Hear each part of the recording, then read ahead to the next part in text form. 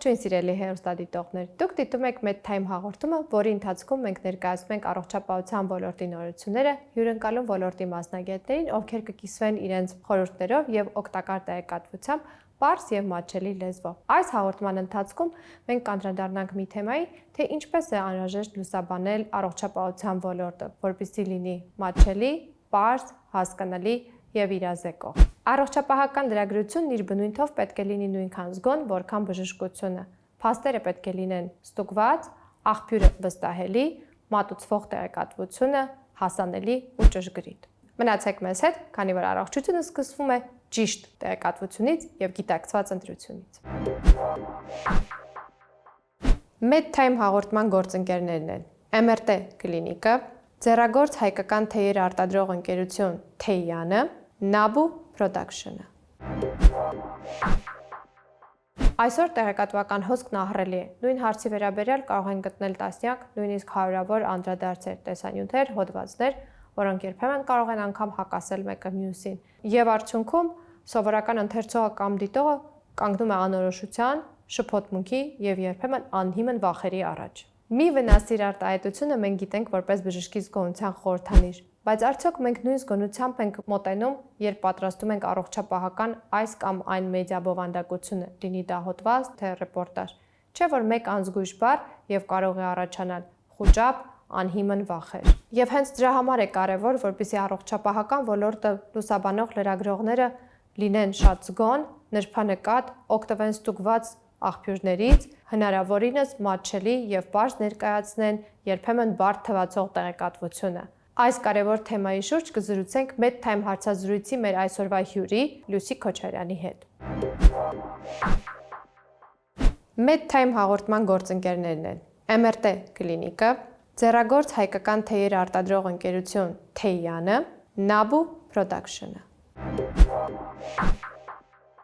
MedTime հարցազրույցի այսօրվա հյուրն է առողջապահական լրագրող, բլոգեր, Հանրային ռադիոյի Ես առողջ եմ հաղորդման հեղինակ եւ վարող Լուսի Քոչարյանը։ Լուսի, շնորհակալ եմ հրավերը ընդունելու համար։ Այսօր ուզում եմ մի կարևոր թեմայի անդրադառնանք, թե ինչպես լուսաբանել եւ հանրային իրազեկում իրականացնել առողջապահության ոլորտում, որովհետեւ կարծում եմ, որ այն ասացվածքը, որ մի վնասիր բժիշկների դեպքում նույնը պետք է լինի նաեւ այն անձանց մոտ այդ զգացողությունը, ովքեր զբաղվում են առողջապահական ոլորտի լուսաբանմամբ։ Բայց մինչապ բուն թեմային անցնելը կուզեի հարցնել ինչու լրագրություն ու ինչու հենց առողջապահական լրագրություն։ Քնարիկ ջան, տարիներ առաջ, դա 10 տարուց ավել առաջ էր, երբ ես ձեռք բերեցի լրագրող հաղորդավարի, ավելի շատ հաղորդավարի մասնագիտությունը, երկրորդ մասնագիտությունը, առաջինով տնտեսագետ մենեջեր եմ բուհական կրթությամբ։ Երբ ձեռք բերեցի, այդ ժամանակ ուսումնասիրելով դաշտը, ես տեսա, որ բժշկական, առողջապահական հաղորդումները շատ մակերեսային են եւ շատ ինձ համար մի քիչ էլ այսպես զավեշտալի բարձմիտ են, խոսում էին վիտամիններից, միրգ բանջարեղենից, ինչ եփել այսօր, ինչ ուտել այսօր, այնտեղ էլի մի քանի վախենալու վատ թեմաներ կային, օրինակ ինչպես արագ նիհարել, լիքը վնասակար ՍՎԽ-ների բերող, սննդային վարքագծի խանգարումների բերող դիետաներ եւ այլն եւ այլն, եւ ես հասկացա, որ այստեղ ազատ տեղ կա, այսինքն լրացման կարիք ունի ու գրագետ մոտեցման կարիք կա, դրա համար երբ ինձ առաջարկեցին վարել ոչ թե տնտեսագիտական ֆինանսական հաղորդաշար, որը ես իդեպ ուզում էի համագործակցել բանկերի հետ եւ այլն, խոսել էկոնոմիկայից, երկրի, առաջարկեցին բժշկականը, ես ընդունեցի, չնայած որ մի քիչ այսպես չկայի այդ դաշտում այդ ժամանակ, մի քիչ էլ վատ ասոցիացիաներ ունեի բժիշկների հետ, առաջին ամուսինս ընտանիքով բժիշկներ էին, վատ ասոցիացիաներ ունեի բժիշկների հետ, բայց մի կողմ դրեցի այդ ասոցիացիաները, կարծրատիպերը ու մտածեցի, որ այստեղ անելիք կա,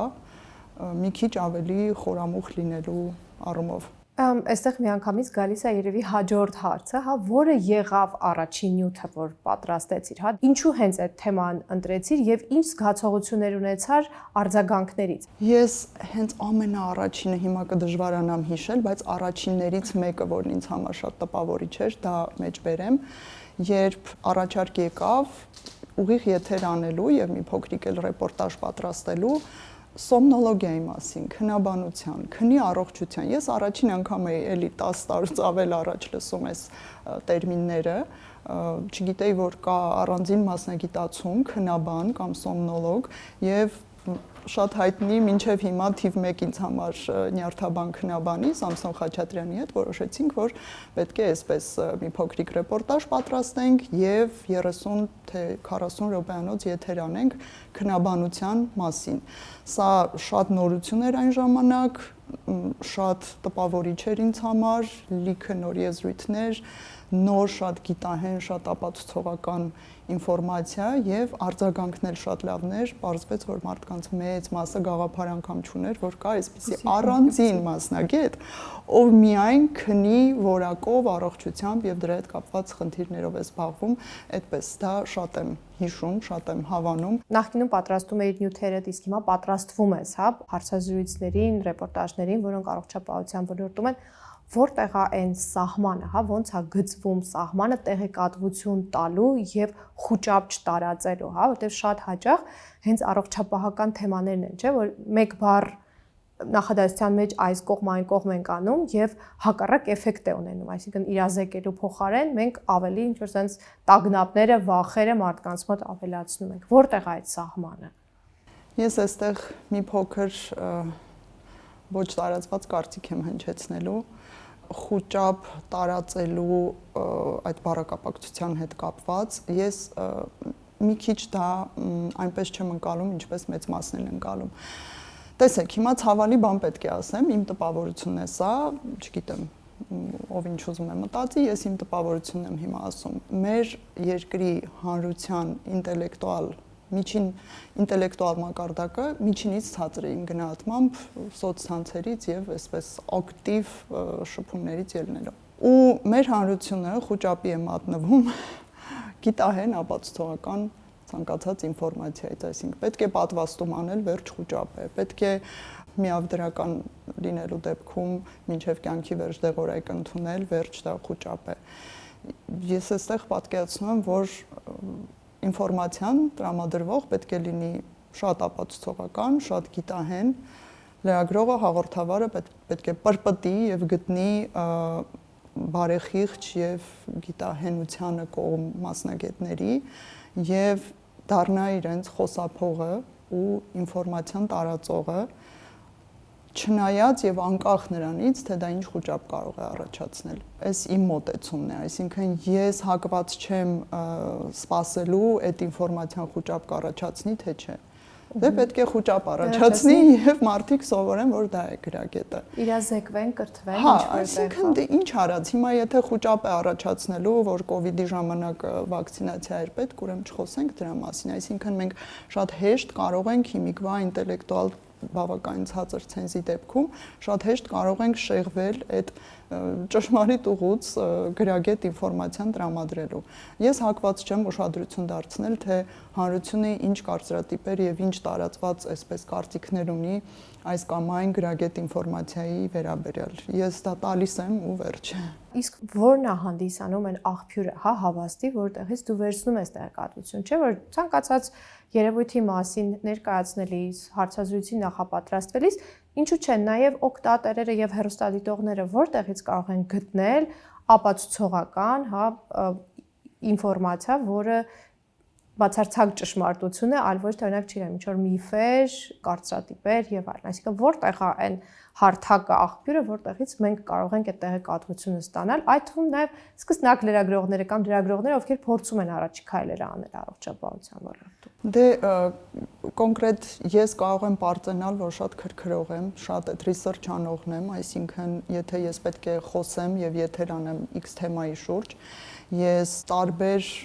աղբյուրներով եւ տարբեր գծերով ուսումնասիրում եմ եկող հյուրին, թող ինձ ներեն բոլոր հյուրերը եւ բոլոր այն մարդիկ, ում ես մերժել եմ, բայց ես հավաստի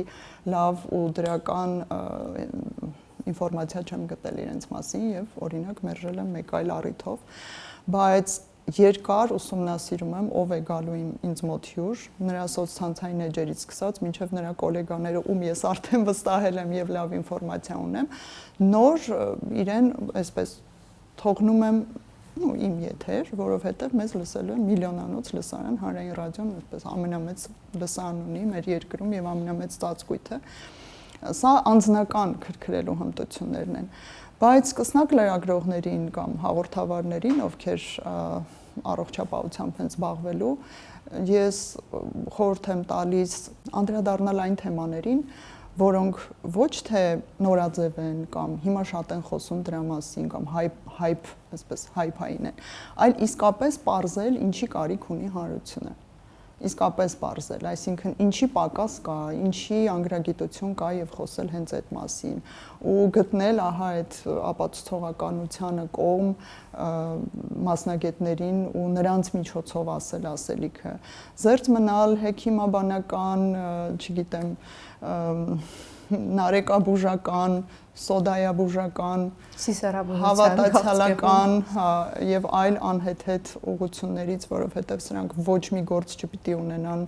բժշկագիտության մեջ։ Ահա այս մի քանի կետին պետք է շատ մեծ ուշադրություն դարձնել եւ նոր մտնել բժշկագիտության ոլորտ, որովհետեւ այ ոնց ասեցիք, մեկ հատ սխալ բառ եւ դա կարող է անառողջ խոճապել առաջացնել ու սխալ միտումներ էլ առաջացնել։ Մենք պետք է հիշենք, որ ինֆորմացիան դուրս թողնվեց, դրանից օգտվելու են, ասենք, հազարավոր մարդիկ եւ տուժելու են օրինակ։ Իսկ ձեր փորձից ելնելով, օրինակ, ինչպես կարող ենք հասկանալ հանրությունը այս պահին ինչի կարիք ունի, այսինքն ինչ տեղեկատվության, ինչն է իրենց անհանգստացնում, ինչի մասին կարելի է խոսել կամ ինչի պակասն է ավելի շատը։ Դե օրինակ շատ են մեզ մոտ որոշ թեմաների շուրջ տաբուները, հա, այնտեղ խտրականական ինչ-որ թեմաներ, մարդիկ շատ վախով եւ շատ խոճապով են վերաբերում սեքսոլոգիային կամ սեքսոլոգիայի վերաբերյալ կամ սեռակրթության, սեռադաստիարակության թեմաներին։ Այս ամենը շատ հեշտ է նկատել, եթե դու ակտիվ ես սոցցանցերում, իսկ այս խոսքն ազատ է, ով գրում է, արտահայտվում է, ինչ ուզում է, ու շատ հեշտ, գիտեք, 2 ժամ ընդամենը պրպտելով այդ հենց բժշկական, հոգեկան ու ֆիզիկական առողջության վերաբերող նյութերի հարցազրույցների տակ նայելով կարելի է շատ հեշտ գտնել, թե այսօր ինչի պակաս կա, ինչ տաբուների անդրադառնալու, ինչ միֆերի, կարծրատիպերի կոտրման կարիք կա։ Գիտեք, ես կարծում եմ լրագրողն ու հաղորդավարը պետք է լինեն հետաքրքրասեր, բայց իսկապես հետաքրքրասեր, այ ոչ նորաձևության հետևից ընկնող, այլ իսկապես հանրօգուտ թեմաների նկատմամբ հետաքրքրասեր։ Ես ամեն թեման եւ ամեն հարցազրույցը ընտրելիս այս գծով եմ առաջնորդվում ու ինչքան էլ հեյթի ալիք բարձրանա, ինչքան չարախոսություններ, չարաբանություններ, այս ինչ թեմաների անդրադառնում եւ այլն, ես կարծում եմ, որ դա լրագրողի գործն է հենց այդպիսի թեմաների անդրադառնալու, այլ ինչն է իմաստը, էլի վիտամինների մասին կարող ենք խոսել բոլորս։ Վերադառնալով տաբուների հարցին, հա, ինչ եք կարծում առողջապահական ոլորտում Հայաստանում, ինչ տաբուներ ունենք ու ինչպես է պետք կոտրել այդ լռությունը, հա, որը չեմ տասնամյակներով կամ ինչ-որ տևական ժամանակ շարունակվում է։ Երևի ամենատաբուավորված էլի նեղ մասնագիտացումը ես կընտրեմ սեքսոլոգիան, քիչ են այս թեմայի, քիչ եւ ոչ շատ գրագետ են խոսում այս թեմայի մասին։ Տաբու եմ համարում նաև շատ անդրադառնալ խտրական վերաբերմունքին բժիշկների կողմից, տենց աշխատում են արագ փակել թեման, որ այսինչ բժիշկը հրաժարվել է բուժօգնություն ցույց տալ տրանսգենդեր կամ միավդրական կամ հեպատիտով բուժառուի, մի քիչ տաբուավորված է նաև այդ բժշկական սխալների, շատ լուրջ բժշկական սխալների մասին խոսելը, չնայած վերջին տարիներին մի փոքր ես փոփոխություն նկատում եմ, այսինքն լավ էլ աղմուկ է բարձրացվում, լավ էլ փակվում են կլինիկաները, վերջին 3 տարիների ես մի քիչ գոհ եմ, այս վիճակից ավելի գոհ եմ, որպես արդեն 10 տարուց ավել ես ոլորտում աշխատող։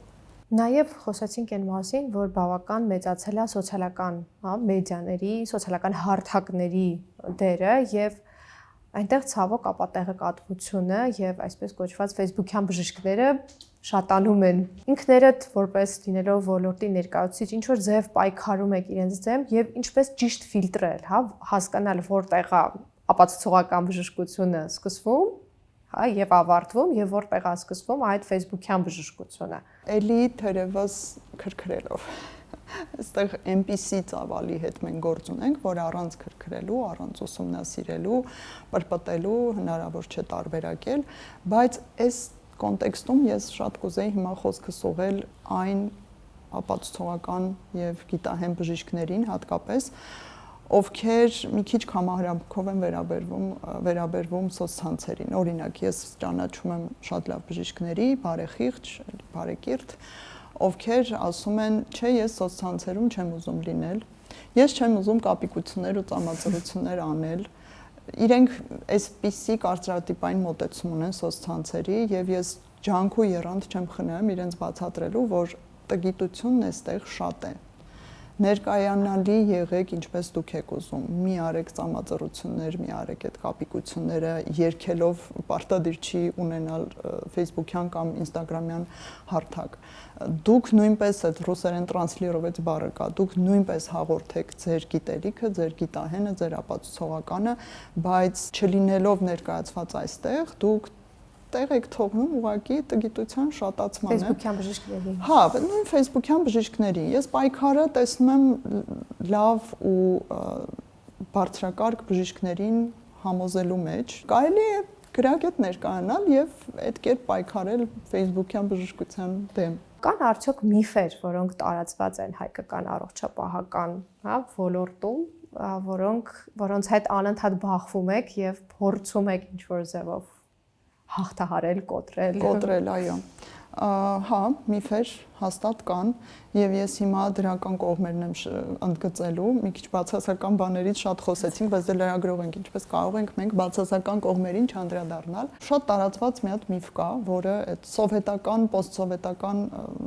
ժամանակներից մնացած եւ շարունակվող վիճակ է։ Դուք էլ շատ լսած կլինեք, երբ այսպիսի դեմքով լուրջ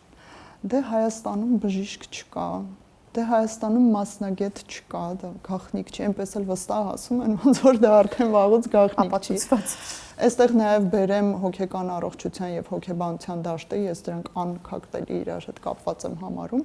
Դե Հայաստանում հոգեբան չկա, հոգեբուժ դե ընդհանրապես չկա Հայաստանում նման բան։ Բոլորն առևտրական են, բոլորը էս են, բոլորը իրենց փողի հետևից են վազում։ Չէ, հարգելի կարծրատիպեր տարածողներ, ես պնդում եմ, որովհետև անձամբ եմ պրպտում ու գտնում այդպիսի մասնագետների ու համագործակցում նրանց հետ, Հայաստանում կան լավ բժիշկներ, կան բարձրակարգ սուպեր բժիշկներ, գիտեք, նույնիսկ այնպիսի բժիշկներ կան, որ ես ապշում եմ ու երանի եմ տալիս մեզ, որ նրանք չեն գնացել երկրից։ Նրանք կարող էին տիեզերական բարձունքների հասնել, ասենք, եթե հենց այսօր թողնեն գնան Իսրայել, դու թողնեն գնան կողքի Թուրքիա, որտեղ շուկան ահռելի մեծ է, թողնեն գնան Գերմանիա եւ այլն։ Բայց իրենք չեն գնում, մնում են այստեղ, այս դաժան պայմաններում, այս համատարած մի տեսակ sense խավար մոտեցումների մեջ, հակագիտական, շարունակում են մնալ, sense գալ խոսել, հանրային ելույթներ ունենալ, փորձել պայքարել, ինչ որ լավ դրական փոփոխություններ գրանցել։ Ես մեկ-մեկ sense երանի եմ տալիս, ասում եմ, աստվածներ, ինչ երջանիկ ենք մենք, որ այս ինչ մասնագետ օրինակ դեռ չի գնացել, նա դեռ այստեղ է։ Նրանք կխլխլեին, ասենք, Մեծ Բրիտանիայում ձեռքից ձեռք, բայց ինքը չի գնացել։ Նրանք Մոսկվայում նրանք կհասնեին, չգիտեմ, բաժինների ղեկավարների։ Նրանք կան ու արտակարգ հոգեբաններ էլ կան, լավ հոգեբուժություն էլ հիմա կա ու ես այդ միֆը, դա միֆ եմ համարում, երբ ասում են, դա մասնագետ չկա։ Մեկ էլ մեծագույն միֆ եմ համարում, երբ մարդիկ մտածում են, որ ինչ որ հետազոտություն կամ վիրահատություն անելու համար դե անպայման պետքա դուրս գնալ։ Հատկապես Գերմանիան, չէ՞, Գերմանիան, հիմա Իսրայելն է շատ մոդայիկ։ Պետք է դուրս տանել։ Սա էլ մեծագույն միֆ է։ Այսօր վիրահատությունների երևի 90%-ը արվում են ու հասանելի են նաև Հայաստանում։ Իրականացնողները դրսում վերապատրաստված են, հյուրեր մենք ընդունում ենք եւ այստեղ էլ վերապատրաստումներ անցնում ենք։ Մեծ գումարներ ներդրվում եւ ծախսվում են բժշկական ոլորտի վրա, այստեղի դեպ ես ազատ մրցակցություն շատ գոհ եմ որպես տնտեսագետ, ու դա էլ երկրորդ մեծ միֆն է, որ պետք է անպայման դուրս տանել, չէ, դուրս տանելու կարիք այսօր շատ հազվադեպ կա։ Այո, երևի շուտով կգանք նաև այդ գիտակցմանը, որ հաջողված պատմությունները միգուցե մեր լրագրողները պետք է ավելի շատ անդրադառնան այն հաջողված պատմություններին, որտեղ հենց պացիենտը ինքը կպատմի, որ նույն չափ լավ բժշկական ծառայություն է ստացել, ինչ որ օրինակ պայմանական ակնկալում էր, որ կստանա արտերկրում։ Միգուցե նաև արտերկրից մարդիկ են գալիս արդեն այստեղ։ Մենք բժշկական туриզմի նոտաներ ենք տեսնում, դե ստոմատոլոգիական ոլորտը այստեղ չեմպիոն է, այնպիսի աշխատանքներ, որ գին որակ փայլուն հարաբերակցությամբ այստեղ են արվում։ Ես շատ երկրներում տենց այդ գների չեմ տեսել ոչինչ։ Այստեղ ինձ մոտ մի հատ հարց էլ առաջացավ, իսկ օրինակ եթե չընտրեիք լինելով տնտեսագետ, չընտրեիք հետո լրագրությունը, բժշկությունը կդիտարկեիք բժիշկը եւ եթե այո, որ ոլորտի բժիշկ եմ տալիս։ Այս հարցը երևի բնական առաջացող հարց է, որովհետեւ մի փոքր նախաբան ասեմ, օրական երևի ես 30-ից ավել օրական, պատկերացնում եք տարվա կտրվածքով դա ինչ թվերի մասին է խոսքը։ 30-ից ավել նամակ եմ ստանում։ Խորհուրդ կտակ գինեկոլոգ, ով տտտտ, այսպես նկարագիր, ինչ որ պայմաններ, դե մարդ է փնտրում է իրեն հարմար։ Խորհուրդ կտակ հոգեբան, ով բարեխիղճ է եւ այլն, ձեզ վստահում ենք։ Կլինիկա խորհուրդ կտակ ախտորոշիչ, ինչ որ գործողությունների համար եւ այլն։ Եվ ինձ միշտ ասում են, որ դու այնքան թիրախավորված ես ուղղորդում, այնքան տեղեկացված ես, որ դու լավ կլիներ մի հատ երկրորդ կրթություն, բժիշկ դառներ, դու ոնց որ բժիշկ լինեիր։ Ես այսպես պատասխանեմ. ոչ, երբեք ոչ մի դեպքում ոչ եւ ոչ։ Ես մեծագույն հարգանքով համարում եմ բժշկի մասնագիտությունը ամենածանրը, ամենահյուծողը, ամենաբարդը, ամենաճակատագրական պատասխանատուն, այդ մասնագիտական այրման բերողը։ Ես մի բան ասեմ քնեք, ես անկեղծ չգիտեմ ոնց են բժիշկները աշխատում որպես բժիշկ։ Ես չեմ հասկանում, ես ունակ չեմ ընկալելու, ոնց են նրանք, ասենք, գնում են աշխատանքի, ես խոհանոցը գիտեմ, չէ՞, սենյակներում նստել եմ եւ այդ հոսքը պացիենտների, վիրահատությունները, նրանց հետ խոսակցությունները տարիներով լսում եմ։ Այդքանից հետո բժիշկները գնում են տուն, քնում են, առավոտ էլի գալիս են այդ աշխատանքի։ Ես չգիտեմ նրանք ոնց են աշխատում։ Դա իմ համար մեծագույն առեղծված է։ Ես խոնարհվում եմ ուղղակի լավ բարեխիղճ բժիշկների առաջ։ Ես երբեք չի կարողանա։ Ես այդքան առողջություն չունեմ, ոչ հոգեկան, ոչ ֆիզիկական, ոչ էլ այդքան տրամադրվածություն։ Ես կլինեմ նրանց խոսափողը։ Այդքանով կսահմանապակվեմ։ Իսկ ունես կա արդյոք բժիշկ, ում հետ ուզեցել ես հարցազրույց անել, բայց մինչ օրս չի հաջողվել։ Այստեղ երևի իմ բախտը մի փոքր բերել է, որովհետև այն բժիշկներին, ում ես շատ հավանել եմ, հետո պարզվել է, որ իրենք էլ հեռակա ինձ են հետևում եւ իմ արտահայտած մտքերին, դες միայն բժշկական մտքեր չեմ արտահայտում, այլ նաեւ sense սոցիալական տարածված կարծրատիպերի, սեքսիզմին, հոմոֆոբիային, բռնությանը եւ այլն այսպիսի խնդիրներ եմ շատ անդրադառնում, որոնց միաբան ու համակիր լինելու համար բավականին առողջ մոտեցումներ ու սկզբունքներ են պետք, որ մարդն ունենա եւ երևի թե ինչ որ հրաշքով ում ես շատ հավանել եմ, իրենք եւս ինձ փոխադարձ հավանել են ու հաճույքով եկել մասնակցել են։ Հիմա մեր այս վերջին նախարարին առողջապահության դեռ հանգամանքների բերումով չի ստացվել, բայց ես խոսել եմ իր խոսնակի հետ եւ սպասում եմ, որ իր հետ էլ եթեր անենք, նա չի մերժել, այնպես որ ես հաճույքով կսպասեմ։ Չեմ մտաբերի, որ ես մեկին շատ հավանեմ եւ ինքը ոչ, ես ձեր մոտ չեմ գա եթերի, չի։ Եվ երևի վերջում կուզեի մի քանի հարց հղել կապված նրա հետ, թե ինչ ես կարծում, ինչի կարիք ունեն լրագրողները, ովքեր սկսում են առողջապահական ոլորտում իրենց առաջին քայլերը գուցե կամ վերապրոֆիլավորվում են եւ գալիս են դաշտ, ինչի կարիք ունեն, որպեսզի ավելի ճիշտ եւ որակյալ լինի այն տեղեկատվությունը, որը իրենք հաղորդում են։ Քնարիկ ջան, ի հավելումը նրա, որ մենք արդեն մի փոքր խոսեցինք, այսինքն իրական հետաքրքրասիրություն, իրական հանրության կարիքների մասին, խտրական չլինելը, գիտահեն եւ ապացուցողական ուղղության բժիշկների փնտրել գտնելը, նրանց հետ նրանց միջոցով ինֆորմացիան տարածելը։ Բացի սրանից ես եւս մեկ հատկություն կնշեմ, դա մեծ համբերատարությունն է, մեծ, շատ մեծ։ Հիշեք, հարգելի սիրելիներ, բժիշկների հետ աշխատելու համար ձեզ պետք է ֆանտաստիկ մեծ համբերատարություն, որովհետև ի տարբերություն, ասենք, քաղաքական գործիչների, ովքեր կարիք ունեն այդ պոպուլիզմի, պոպուլիզացիայի եւ ավելի հայտնի եւ ավելի ինչ-որ տարբերվող հարցազրույցներ տալու, նույնիսկ նրանք չեն գնում դռնեդուռ, էլ որ ալիք գնան, էլ որտեղ խոսեն, իրապես լավ բժիշկները այդպեսին չեն եւ նրանց մոտ հետաքրքրություն եւ հանրային խոսքի հասնելու համար մեծ համբերություն է պետք։ Էլ չեմ ասում ամսվա կտրվածքով նրանց հետ կոնտենտ ստեղծելու համար ինչպիսի համբերատարություն է պետք, որ իրենց հարմար ժամի, իրենց ուզած ձևով, իրենց գրաֆիկին հարմար, իրենց համար վիրահատություններն են առաջնային, իրենք չեն կարող գալ, ավրալը իրենց մոտ ես եթեր եմ ունեցել, երբ վիրաբույժ ուրոլոգը տաղավար է մտել, դե ուղիղ եթեր էր, հնարավոր չէր տեղաշարժել, մտել է վիրահատանի շորերով, կրոքսերով, լուրջ եմ ասում, ասեց այդ խալաթը հանել եմ, ձեռնոցներս հանել եմ, նստել եմ մեքենա, նույնիսկ այդ գլխի բանը չէր հանել։ Լուսի ջան, որ պատվայից չանեմ եւ այլն, այսպես կրոքսերով մտել է եթեր ու այդ բանով ֆորմայով նստել է եթերի,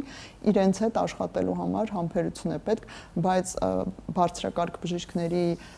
հետ համբերություն ցուցաբերելու եւ նրանց հետ աշխատելու դեպքում արդյունքները հիանալի են, դու սենց ուղակի սենց այնքան շնորհակալական նամակ ես ստանում, որ շնորհակալություն, ես վերջապես գտա իմ բժշկին եւ այլն, ձեր ուղղորդմամբ արդարացված է մի խոսքով։ Եվ կուզեմ, որ 3 խորհուրդ տաս սկսնակ լրագրողին, ով ուզում է ցանկություն է հայտնել առաջին քայլել անել առողջապահական հետ ոլորտում, բժշկության ոլորտում։ Հանրության իսկական կարիքները առանձնացնելն էր, որը արդեն 2 անգամ ասեցի,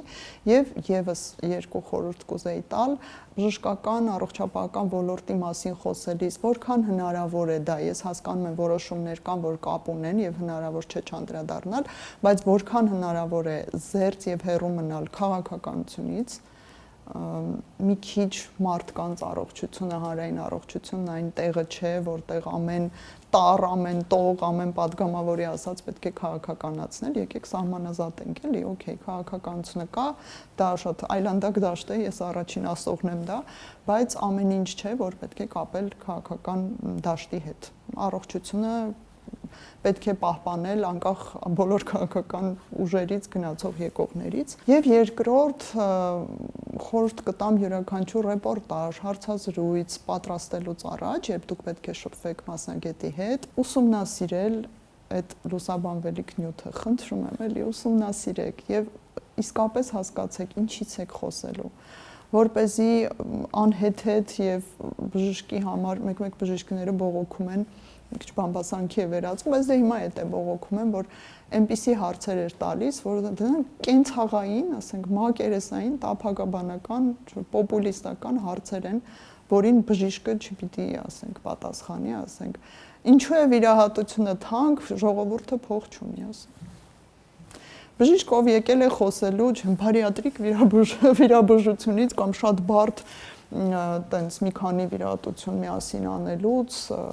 մարդու կյանքը փրկելուց եւ այսպես տրվում է շատ մակերեսային, պարզմիտ, մանկամիտ հարց։ Այսինքն պետք է նաեւ հարցերը հասցեական լինեն։ Հարցերը պետք է ուսումնասիրված լինեն։ Մի բան ասեմ, լրագրողը պետք է համարյա տիրապետի ամբողջ նյութին ինչ բժիշկն ասելու է։ Ես օրինակ այդպես եմ անում, դրա համար եթե լսում եմ, բայց ինչ պատրաստված եք, ինչ հարցեր եք տալիս, բժշկականի ուսանողները սենց հարցեր չեն տալիս։ Հաճախ դուք ավելի գիտեք քան։ Ես կարծում եմ, որ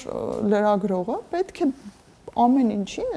ինչ խոսվելու է դրա շրջանակներում, արդեն կարդացած լինի լավ պորտալներում, ԱՀԿ-ի, ասենք, կայքում,